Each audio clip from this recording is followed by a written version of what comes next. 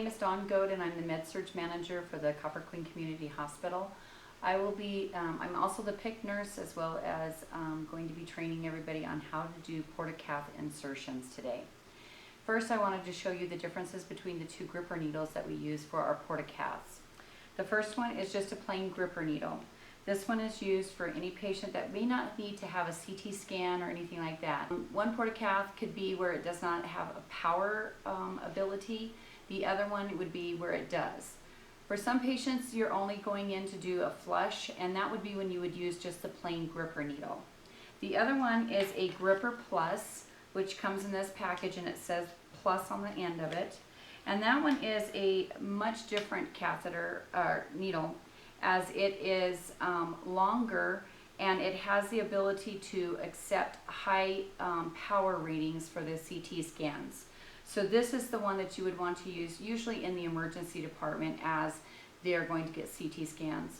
If it is just for an inpatient that is not planning to have a CT scan, then you can use just a plain gripper needle. Before you ever do an insertion, you want to gather up all your supplies. Since we do not have our mannequin that has come in, we're going to use an orange just to show you how to do the insertion technique. Then we will demonstrate how to do the dressing after that. First, we're going to do hand hygiene. So we're going to either wash our hands with soap and water, or we're going to use the hand sanitizer that is in each room. After that, you will want to put on sterile gloves for this procedure. However, I'm going to use regular gloves just for this demonstration purpose only. First, I'm going to show you how to insert the gripper needle, just the plain one, into a patient's porta-cath. Using sterile technique, you're going to have cleaned this area, which we will demonstrate in another video.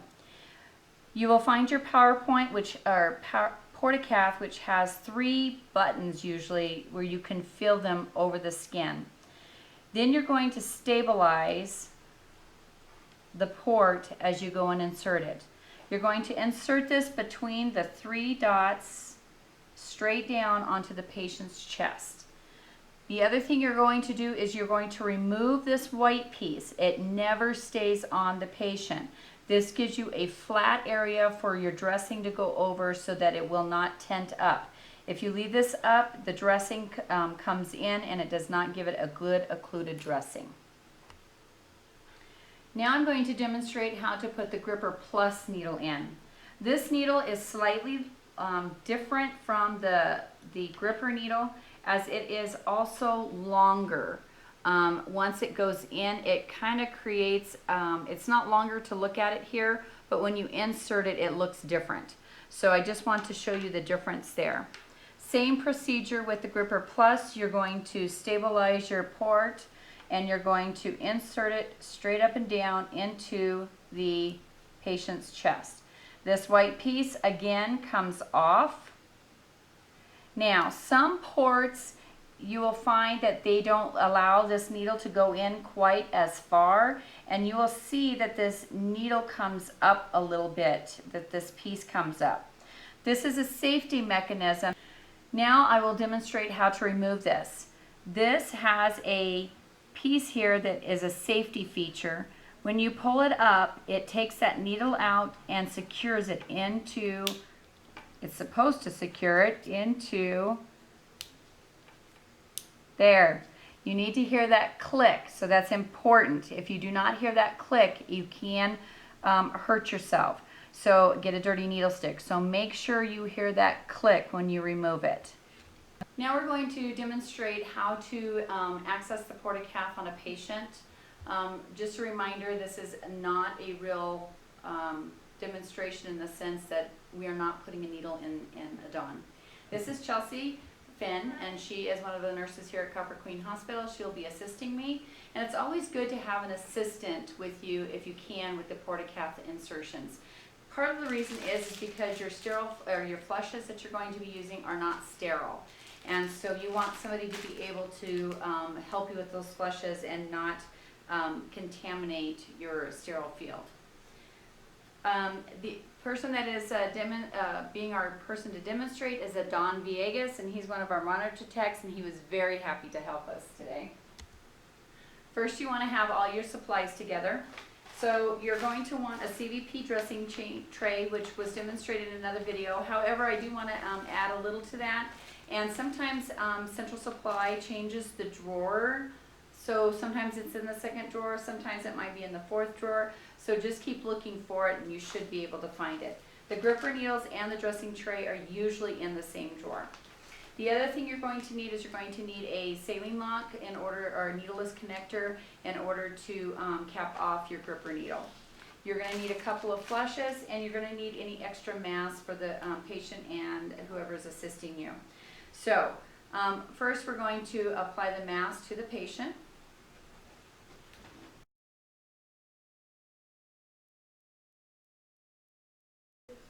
Yeah. You're still recording. If the patient is unable to tolerate it, then you would ask them to turn their face away from the port.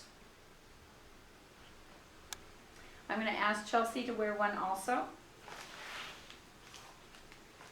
And first you will start with hand hygiene. So after doing hand hygiene, we are going to open our dressing tray. And the reason why everyone will be wearing a mask is to keep that site very sterile. You don't want anybody sneezing, coughing, or anything like that on it. In the tray, you will see that you have a mask, and at this time I will put this one on for myself.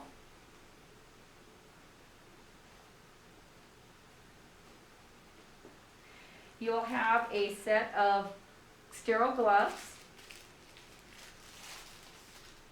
and then you'll also have a drape that you can place on the patient or around the patient so you can put your sterile stuff on there. You can take that out without using your sterile gloves and just open it. And in this case, we're going to set it on a Dawn's chest, belly area. At this point, you want to open all your sterile equipment to go into your tray.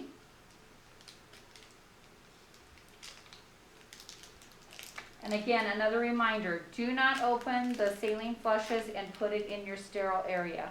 These are not sterile on the outside. At this time, I'm going to put my gloves on, maintaining sterility. And this is another area where Chelsea would be a good help because she can watch and make sure that I am maintaining sterile field. At this point, I'm going to have Chelsea help me. And you're going to take the end of your gripper needle and you're going to take that off and put on your saline lock. Chelsea's going to open up one of the saline locks and put it on and flush the needle.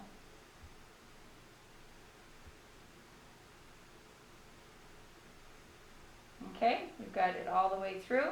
She's going to remove that, and I'm going to remember that this part here has come in contact with the inside part of that, which that is sterile. So we're okay for putting this back into our sterile field. Okay? The next thing we're going to do is we're going to clean a Dawn's chest here. Now typically a port is on one or the other side of a chest. You will see it raised as a bump there, and you can feel those 3 dots that I mentioned earlier. The other thing to remember is you do not have to do a circular motion anymore for us old RNs. You can do a hashtag. You want to do this for 30 seconds, and you want to get all the way around so that you're getting that whole area cleaned off.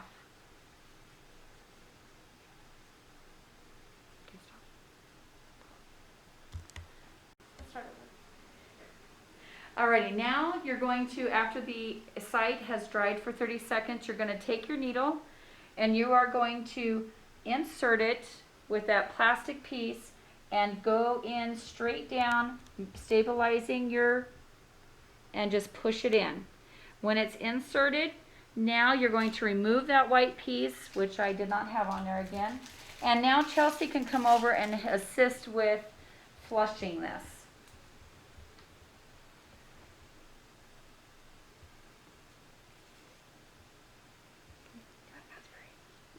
So first you will aspirate, which in this case you're not going to see the blood because it's not actually into the patient. but as you aspirate, you should see blood flow through this and come up. You don't necessarily want it to go into the syringe, but as long as you see that it's coming up, you're good. Some patients do not get a lot of blood flow back, and in that case, then you just go ahead and try and flush it and see how it goes. So go ahead and flush it, Chelsea. And don't forget that you're going to do a push pause on this one. Okay, so it's flowing good. So I'm going to have her remove that for right this minute, and now we're going to do the dressing. The other thing you want to do at this point is you do want to clamp off your clamps. So once you have this piece inserted into the patient's skin, you're going to want to hold it down and remove this white piece. Remember that this white piece does not stay on the patient. When you want, after you have this all inserted and have flushed it, you want to do some skin prep. These kits do not have a sterile skin prep in them, so this is where Chelsea is going to help me. She's going to open up the skin prep, and I'm going to grab it and place it on all around the patient's chest, making sure that I do not come in contact with the actual needle.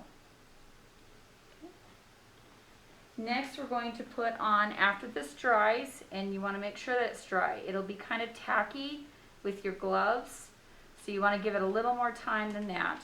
These are the dressings that come in this kit. They're just a regular Tegaderm. You're going to remove this. Again, I'm going to feel and see how tacky the skin is. Notice that it's not quite as tacky.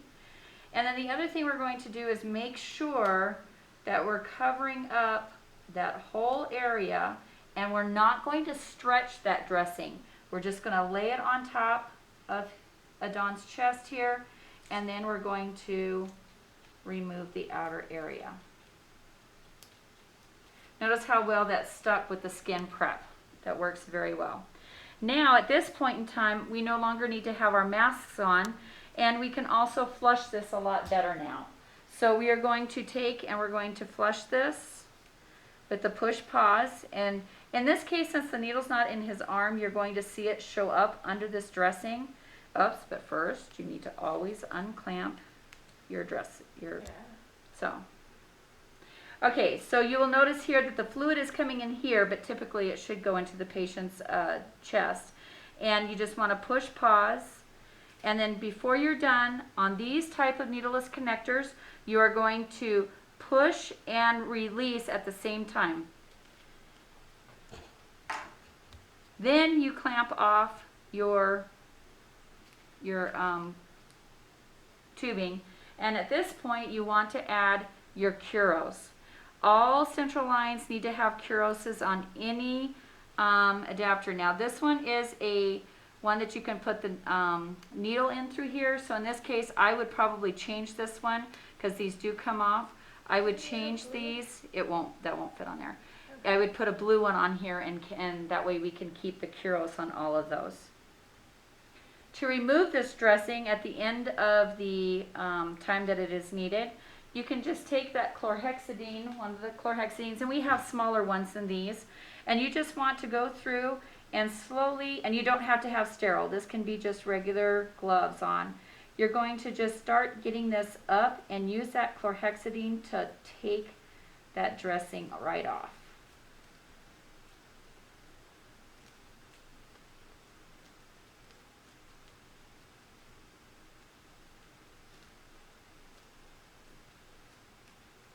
Now when you get to the point that you're getting to the portacath, you want to make sure that you're holding that down so that you don't just pull it out when you're not ready for it to come out yet.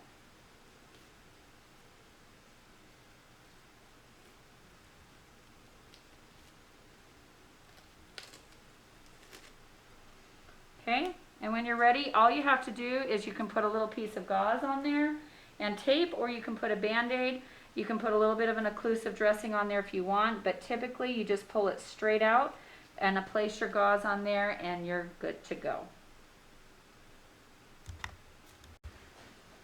So just a reminder, you also want to date and time your dressing on all of your central lines, actually all of your IV sites, and initial it. For portacaths, you just need that information on there. For the PICC line, you also want to make sure that you notate how much the catheter is outside of the insertion area.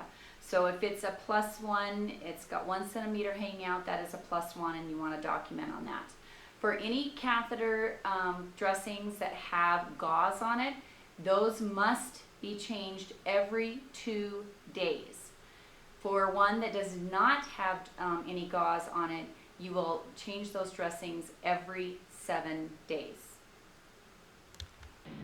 I'm going to tell you where to find all the supplies for the portacath or a PICC line to flush it, so that you'll know where it is in your department. This here is in the emergency room.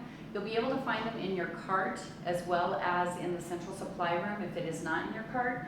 If you go to your second drawer, you will find that you have your central line dressing tray, change kit, and your gripper needle here. You also have an extra IV site secure if you need to. This does come with a Tegaderm in it already, and we will go over what all comes in that kit later on. You also will have your chlorhexidine here. So this is a good start just for getting your supplies together for this. You will also need your flushes for this as well as your needleless connector.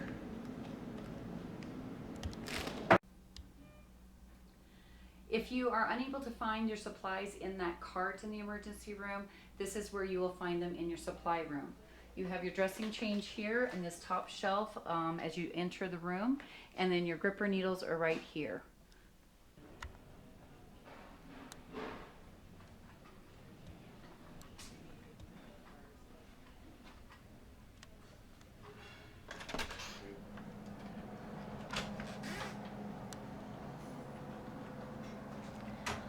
On the med-surg department, you'll be looking for the supplies for the portacath or a central line dressing change, and you will find that down in the first, second, third, fourth drawer down on the left-hand side. You will have your dressing tray here, and then you will also have your gripper needles. One thing I want to remind people of is we have 2 different style of gripper needles. One is a gripper plus, and one is just a plain gripper. The gripper plus is for infusions for when you're doing with contrast, and just a plain gripper is just for regular IVs. For med-surg, you're also going to be looking for your needleless adapters, chlorhexidine if you need any extra to help remove any dressings that may be already on, and make sure that you have Curoses in the room so that you can properly cover up your needleless adapters.